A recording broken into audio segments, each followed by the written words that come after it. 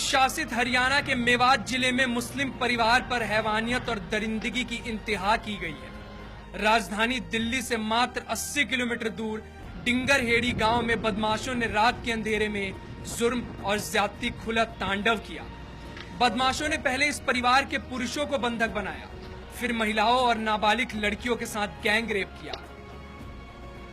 इस परिवार पर जुल्म की इंतहा का अंदाजा आप इसी से लगा सकते हैं कि महिलाओं के प्राइवेट पार्ट तक काट दिए गए थे। उनके ऊपर पहले वारदात करी है और फिर वो लड़की नाबालिग लड़की ने रेप कराया।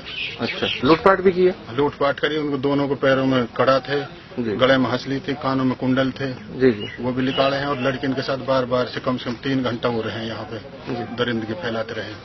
मेवात के तावड़ू कस्बे के डिंगरहेड़ी गांव की इसी झोपड़ी में परिवार रहता था। परिवार खेतों में मजदूरी का कार्य करता था। बदमाशों ने इनके घर पर धावा बोल दिया और घर में जमकर लूटपाट की। बदमाशों ने नाबालिग बच्चियों के साथ साथ उनकी मामी के साथ भी गैंगरेप किया।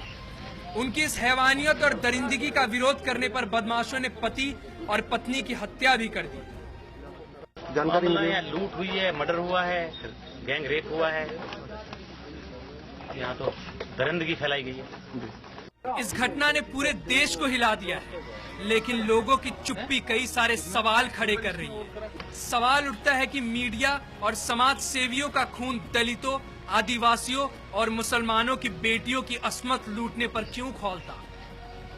क्यों नहीं कोई प्रदर्शन के लिए सामने आता है? निर्भया के लिए रात रात भर जागकर प्रदर्शन किए गए। मीडिया हर पल की खबरें अपडेट कर रही थी, लेकिन केरल की दलित छात्रा जीशा को भुला दिया गया। मेवात की इन निर्भयाओं के लिए खामोशी है। आखिर क्यों? दलितों, पिछड़ों, मुस्लिमों की बेटियां भारत की बेटियां नहीं है? जब सवर्णों की बहन बेटियों की इज्जत लूटी जाती है तो सरकार, नेता, मीडिया और समाज सेवी सड़कों पर आते हैं। पर जब यही सब कुछ मुसलमानों और दलितों के साथ होता है तो खामोशी क्यों? इस सवाल का जवाब देश की हर बहुजन बेटी को चाहिए। Bureau report, national Dastak.